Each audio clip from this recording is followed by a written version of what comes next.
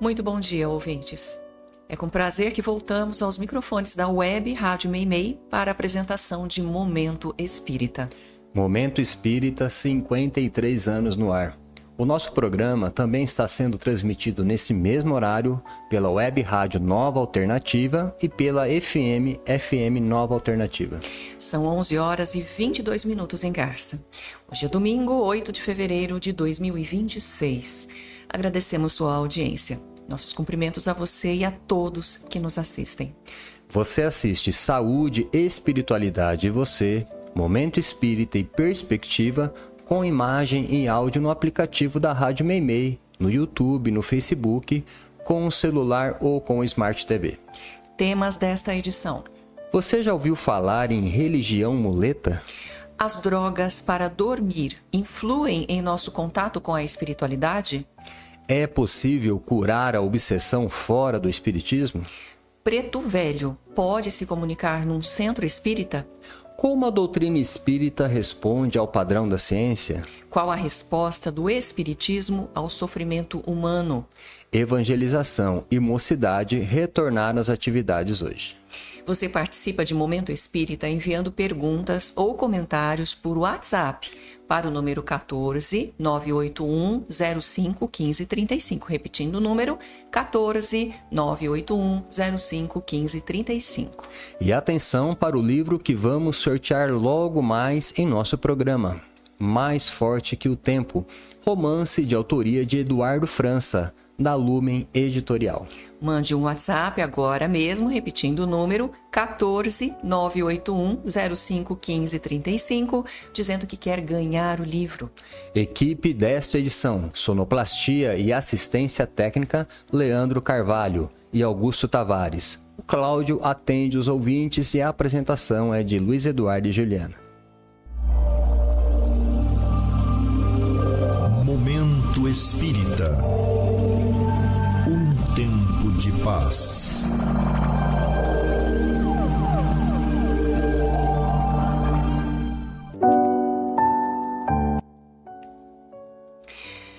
Você sabe o que é uma muleta? Certamente que sim. É um cabo comprido de metal, madeira ou plástico, sobre o qual as pessoas se apoiam quando não conseguem andar e se equilibrar sozinhas. Geralmente, elas utilizam a muleta quando sofreram alguma lesão ou passaram por alguma cirurgia nos membros inferiores. É claro que essas pessoas utilizam a muleta até que se curem ou se restabeleçam. Depois voltam a andar normalmente, não precisam mais dela. Alguns ateus mais intolerantes costumam afirmar em alto e bom som que a religião não passa de uma muleta que serve de apoio aos crentes para que eles se sintam em segurança em momentos difíceis da vida. Será que essa afirmação procede? Em parte, sim. Isso porque há dois tipos de religião. Aquela que só serve de apoio nos momentos difíceis e aquela que abraçamos por ideal. A primeira é a religião muleta e a segunda, a religião ideal. A religião muleta é o último recurso que a pessoa utiliza na hora mais difícil. Todos querem que Deus resolva seus problemas e, se possível, por meio de um milagre. Então apelam para a religião. Depois que resolveu, jogam a muleta de lado e saem se equilibrando por si próprias até que sinta a falta da muleta novamente. A religião muleta é a religião da conveniência, dos que eventualmente a procuram, mas que na verdade não adotam, não querem responsabilidade ou compromisso. Isso porque ninguém adota uma muleta para sempre. É ou não é verdade? Por outro lado, a religião ideal, caros ouvintes, é bem diferente. Ela é própria das pessoas que adotam a religião como um ideal de vida, como uma diretriz para seguirem o caminho do bem e despertarem em si o seu Deus interior. Nesse sentido, a religião ideal é própria de quem se propõe a servir e a cumprir seu papel no mundo, enquanto que a religião muleta é própria daqueles que apenas querem ser servidos. Eis a diferença. Buda, o grande mestre do Oriente, certa vez comparou a doutrina religiosa a um barco. O barco, disse ele, serve para a pessoa atravessar o rio. Depois que atravessar, ela simplesmente deixa o barco à margem e vai embora sem ele. Esse tipo de religião a que Buda se refere é a religião muleta e não a religião ideal. A religião ideal é aquela que está na mente e no coração das pessoas. E por isso mesmo ela é capaz de mudar essas pessoas, de torná-las mais benevolentes, mais caridosas, mais compassivas, mais fraternas e mais confiantes. Jesus se referiu a isso quando perguntou pelos 10 leprosos que havia curado, mas apenas um deles voltou para agradecer e segui-lo. Os outros 9, tão logo se viram beneficiados com a cura, afastaram-se e foram embora. Eles queriam apenas ser curados, não se interessavam em curar ninguém. Pense nisso, prezados ouvintes. A vida é muito mais do que o momento que estamos vivendo. Tudo passa e tudo se perde ao longo do caminho, menos o nosso ideal, que sempre vamos levar conosco em nosso coração. Quem vive por um ideal jamais se sente sozinho, jamais se sente desprotegido e jamais se desespera diante das dificuldades. Façamos do nosso ideal de vida um trunfo, que devemos carregar sempre, e não apenas para ser exibido, mas principalmente para servir de estímulo àqueles que precisam de um ideal de vida para prosseguir vivendo. Lembre-se de Jesus. Eu não vos dou a paz do mundo, eu vos dou a paz de Deus que o mundo não pode dar. Paz é fé, paz é certeza de que estamos servindo a causa do amor. Não basta que Deus esteja conosco, é preciso que estejamos com Deus. Momento Espírita. O rádio é do ouvinte.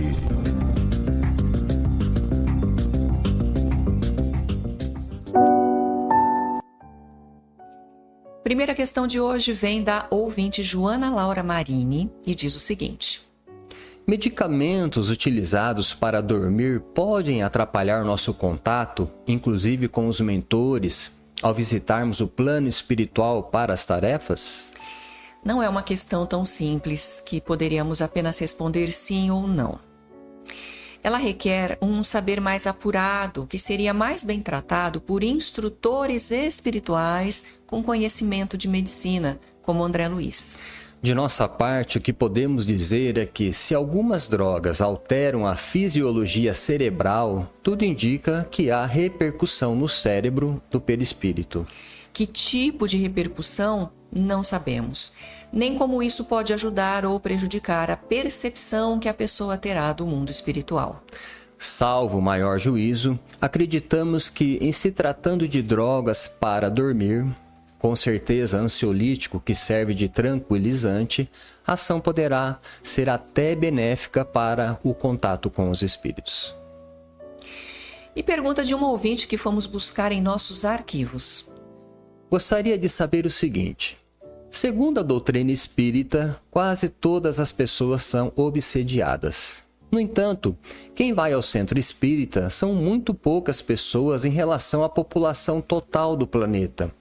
Como fazem essas pessoas que não sabem e nem acreditam em obsessores para se curar da obsessão? Primeiramente, precisamos conceituar obsessão do ponto de vista espírita. Na verdade, todos nós, devido à nossa condição espiritual ainda muito comprometida com o egoísmo, estamos sujeitos à influência de espíritos mal intencionados. Da mesma forma, mesmo não tendo consciência disso, estamos sujeitos ao assédio de pessoas encarnadas que não nos querem bem ou até aquelas que pretendem nos causar algum mal. A obsessão, segundo Kardec, se deve à nossa imperfeição moral, do mesmo modo que a doença do corpo se deve à nossa imperfeição física. Assim, qualquer pessoa está mais ou menos exposta a influências nocivas de espíritos adversários através do pensamento, mas no fundo é ela própria quem oferece essas condições. É claro que não devemos esquecer que temos também os nossos protetores, mas que sua ação é limitada quando não damos ensejo para nos ajudarem. O mesmo acontece quando não guarnecemos suficientemente a nossa casa, permitindo ao ladrão entrar com facilidade. Assim é a obsessão. Quando não pautamos por uma vida reta e equilibrada do ponto de vista moral, damos ensejo à intromissão de malfeitores desencarnados.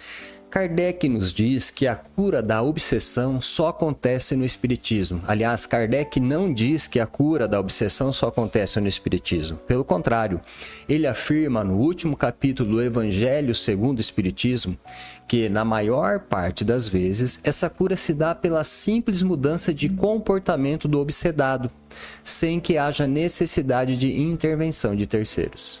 A oração é importante em qualquer religião, quando a pessoa percebe que pode estar sendo conduzida e decide de uma vez por todas mudar o rumo de sua vida sob o amparo de Deus.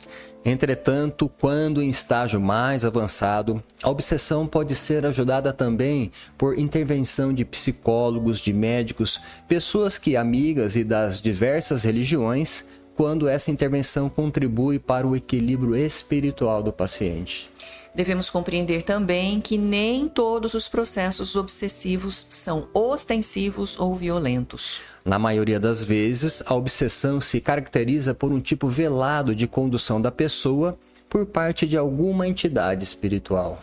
A pessoa mesma nem percebe que está a serviço de uma entidade mal intencionada.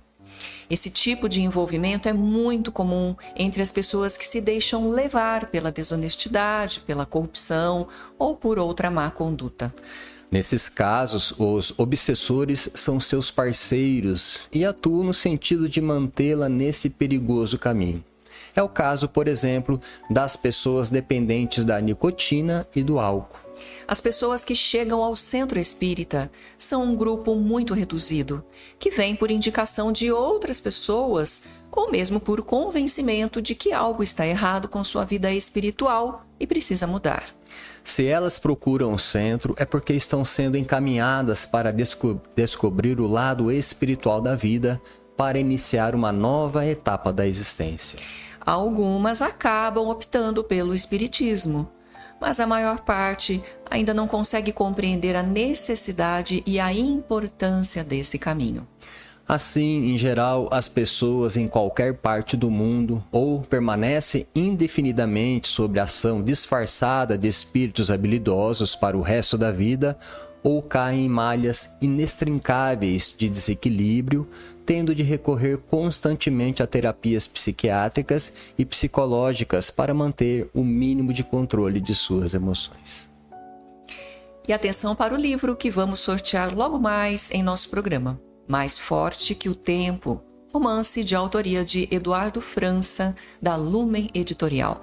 Se você quer participar do sorteio, ainda dá tempo. Mande o WhatsApp agora mesmo para o número, o DDD 14, o telefone 981 05 15 35, dizendo que quer ganhar o livro.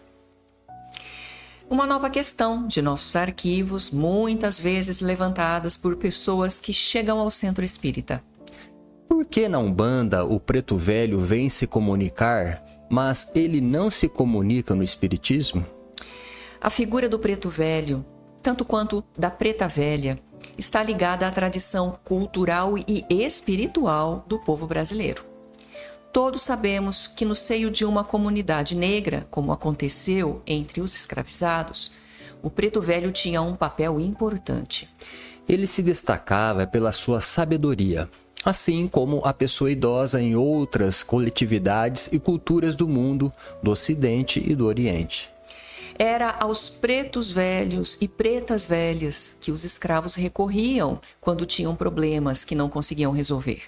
Não só os escravos, os brancos também, e até pessoas da família do senhor de escravos recorriam ao preto velho, e outras mais, impressionadas, que ficavam diante de suas palavras e conselhos, que inspiravam segurança, confiança e fé.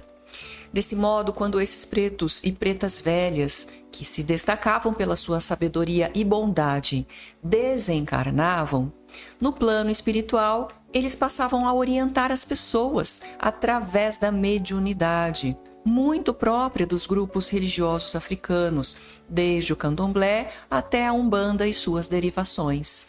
Quando o Espiritismo chegou ao Brasil, ainda nos seus primeiros anos de sua formação, nas últimas décadas do século XIX, já encontrou esse panorama, pois as práticas religiosas africanas e depois as afro-brasileiras são bem mais antigas que o Espiritismo e aqui já se encontravam há séculos.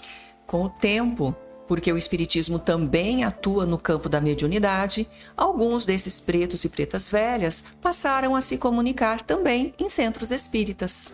Como eles vinham de outra cultura, enraizados em suas formas tradicionais de manifestação, inicialmente causaram um certo constrangimento entre os espíritas, dada a dificuldade que encontravam em se comunicar de outra maneira.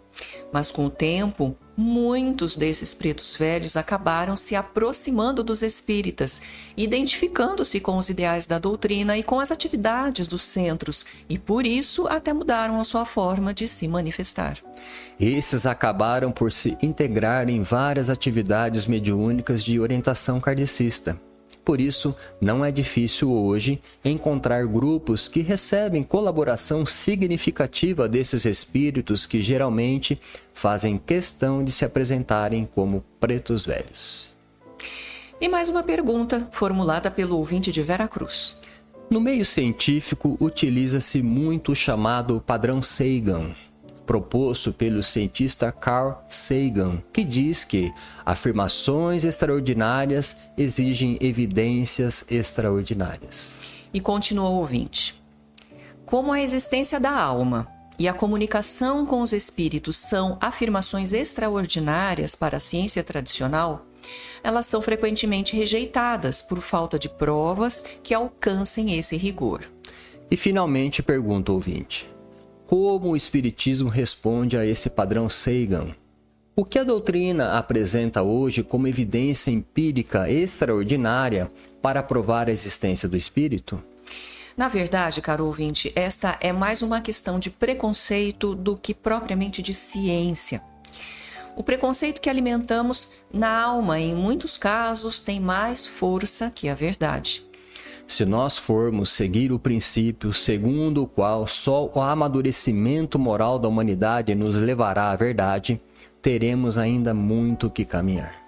Quando Kardec revelou a doutrina, ele deixou claro que o Espiritismo trataria do mundo espiritual, enquanto a ciência trataria do mundo material.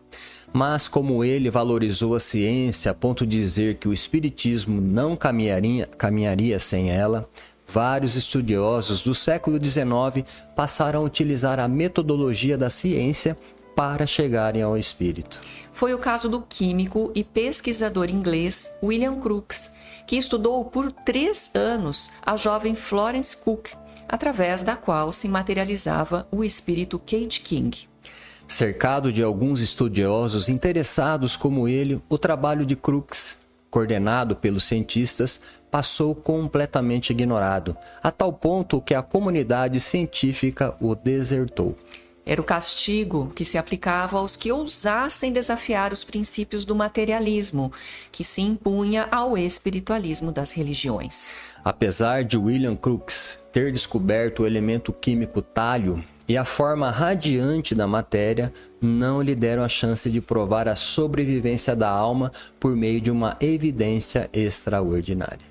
Foi o que veio acontecendo com todo cientista que ousasse ultrapassar os limites do materialismo, buscando verdades que os homens de ciência, inimigos da religião, jamais deram admitir. E atenção para o livro que vamos mostrar logo mais em nosso programa, Mais Forte que o Tempo. Comando de autoria de Eduardo França, da Lumen Editorial. Você quer ganhar esse livro, mande o WhatsApp agora mesmo para o 14 981 05 15 35, dizendo que quer ganhar esse livro. Existem muitas coisas a que às vezes não damos o devido valor. A vida, por exemplo. A vida é uma bênção divina. Através dela, podemos ser felizes e proporcionar a felicidade aos outros. Por isso, é preciso defender a vida, a nossa vida e a do próximo. Pena de morte, aborto, suicídio e eutanásia são formas de violência contra a vida com as quais não podemos concordar. Lutemos em defesa da vida. Pena de morte. Um crime não justifica outro crime. Diga não. Suicídio. Um gesto infeliz. Dê uma chance a você mesmo. Existe sempre alguém para ajudá-lo. Aborto. Um ato de covardia. A vítima não pode defender-se. Eutanásia. Uma ação criminosa. Com confiança em Deus e o firme desejo de obedecer suas leis, a vida terá outro sentido. Mensagem em defesa da vida. Apoio. Federação Espírita Brasileira.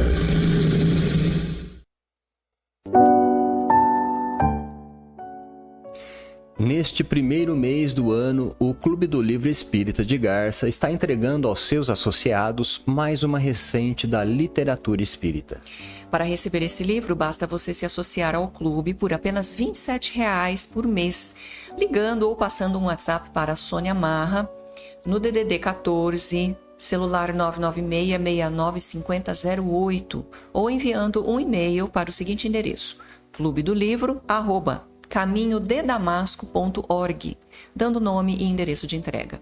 E atenção, ouvintes, as atividades do Centro Espírita Caminho de Damasco, passes, reuniões de estudo e biblioteca já retornaram à normalidade. A evangelização infanto-juvenil e as reuniões de mocidade no Lar Meimei estão de volta após as férias escolares, com início às 9h45. Às 10 horas do domingo também contamos com tais atividades. Um grupo de adultos lendo e discutindo o Livro dos Espíritos. A roda de estudo está aberta a todos, mas conta principalmente com os pais das crianças da evangelização. Foi reativado também o brechó do Lar Meimei às sextas-feiras, a partir das 13 horas, com entrada pela rua 7 de setembro.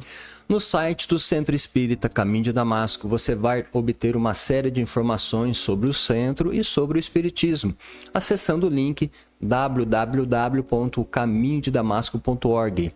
Você vai encontrar todo um material informativo sobre o centro e suas atividades. No menu, você encontrará, entre outras matérias, as gravações das edições anteriores de Momento Espírita. Encontrará também informações sobre o Clube do Livro, vídeo palestras de temas variados e mensagens espíritas em card e em áudio. Próximo tema. Que explicação dá o Espiritismo ao sofrimento humano? Este é um dos temas mais importantes da doutrina e fundamental para a humanidade. A vida não é fácil para ninguém. Não deve ser também para você. Esta é uma constatação tão clara quanto a luz do sol. Não há quem passe pela vida sem sofrer, embora o sofrimento dependa mais da imperfeição e dos defeitos morais de cada um do que propriamente de causas que vêm de fora. Alguém já disse que a dor é inevitável, mas o sofrimento é construção nossa. Isso explica por que há pessoas que sofrem muito por muito pouco e outras que parecem não sofrer tanto, mesmo passando pelos maiores reveses. Você certamente conhece pessoas nessas duas situações. Pois bem, a doutrina espírita, sendo o consolador prometido por Jesus, veio para nos ajudar a entender melhor as leis que regulam a vida humana e onde podemos buscar a razão do nosso sofrimento, compreendendo nossas necessidades de crescimento e evolução. A viagem que o espírito empreende desde sua criação, através das reencarnações, é para se libertar da cadeia da imperfeição e, aos poucos, conhecer e vivenciar novas etapas que o levem à sua plena realização, ou seja, à sua felicidade. Assim, caros ouvintes, vivemos pela felicidade. O reino de Deus, segundo Jesus, é a nossa meta, o caminho que estamos tentando trilhar. Mas isso não quer dizer que não vamos percorrê-lo. Pelo contrário, rumamos nessa direção, cada um procurando abrir o seu próprio caminho, sua própria realização. Mesmo assim, ninguém quer sofrer. As menores contrariedades do dia a dia nos afetam, tiram-nos do sério, como se costuma dizer. Mas se elas existem e as leis de Deus são perfeitas, é porque precisamos delas. É porque com elas é que desenvolvemos certas qualidades preciosas, como a fé, a paciência e a perseverança. Muitas vezes, passando por uma situação de constrangimento físico ou moral, uma doença, a perda de um ente querido, uma frustração, revoltamo-nos contra a vida. Não admitimos que isso possa estar acontecendo conosco e então, no impulso de rebeldia, descremos da bondade de Deus e nos julgamos injustiçados e infelizes. Contudo, isso só nos agrava a situação e, em consequência, passamos a sofrer mais. Alguns, revoltados consigo mesmos, dizem que estão pagando pelos erros de vidas passadas. Mas isso, caros ouvintes, de forma alguma alivia suas dores ou contribui para a sua melhoria. Se o médico nos passa seu diagnóstico e ficamos sabendo de que doença fomos acometidos, essa simples informação do médico não é suficiente para que alcancemos a cura. O mesmo se pode dizer das doenças da alma. O simples fato de saber que nada acontece por acaso e que, portanto, o sofrimento de hoje pode ser consequência dos erros do passado, não cura as feridas da alma, não contribui para a nossa melhoria. O que precisamos de fato nessa hora da dor, de frustração e de decepção é perguntar para nós mesmos o que esse sofrimento está querendo conosco. Que recado ele tem para nós? Em que precisamos nos modificar para adquirir uma melhor condição espiritual? Porque esse é o objetivo da dor. Mostrar o que está errado conosco. Que decisão e que rumo devemos tomar na vida para a nossa melhoria? Começando, é claro, pelo exercício consciente e imediato da paciência e da resignação. Momento Espírita. Mensagem para a nova era.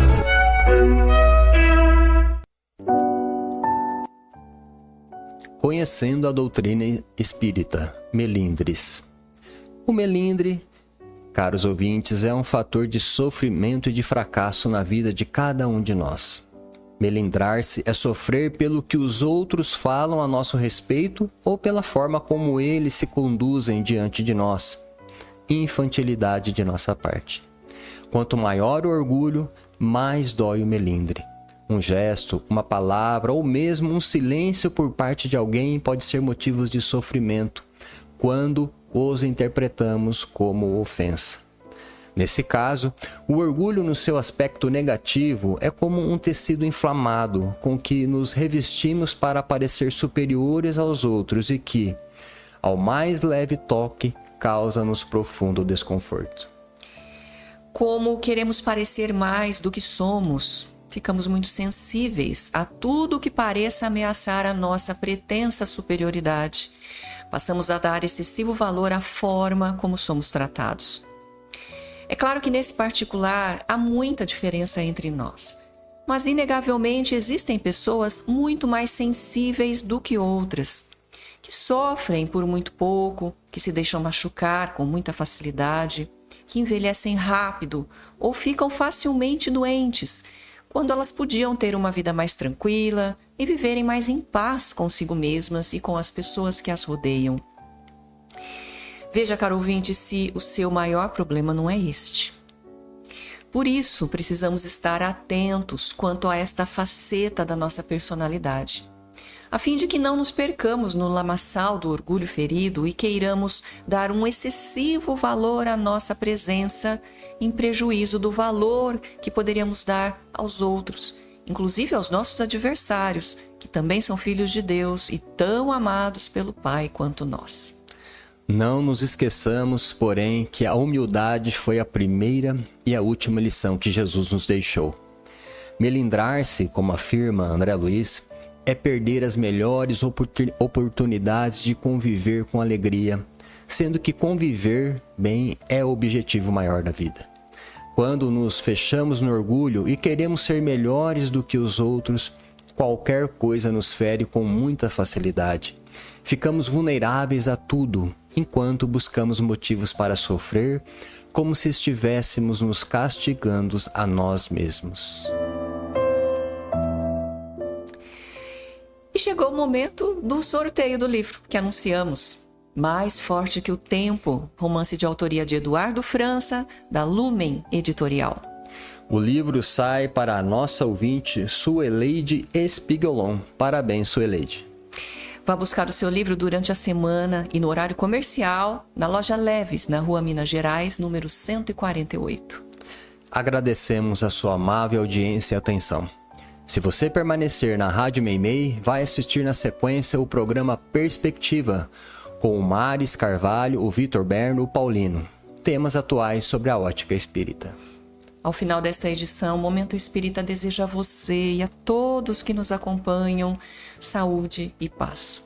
Para encerrar, vamos ouvir uma mensagem espiritual na voz de Chico Xavier.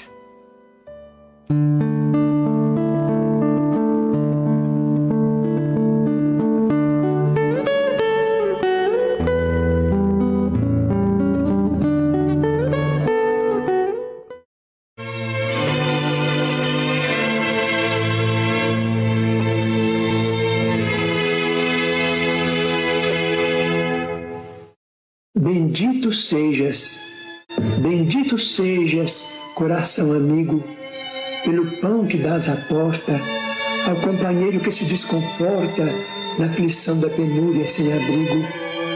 Deus te faça feliz pela roupa que ofertas aos torturados do caminho, que tanta vez se vão no desalinho das feridas que trazem descobertas.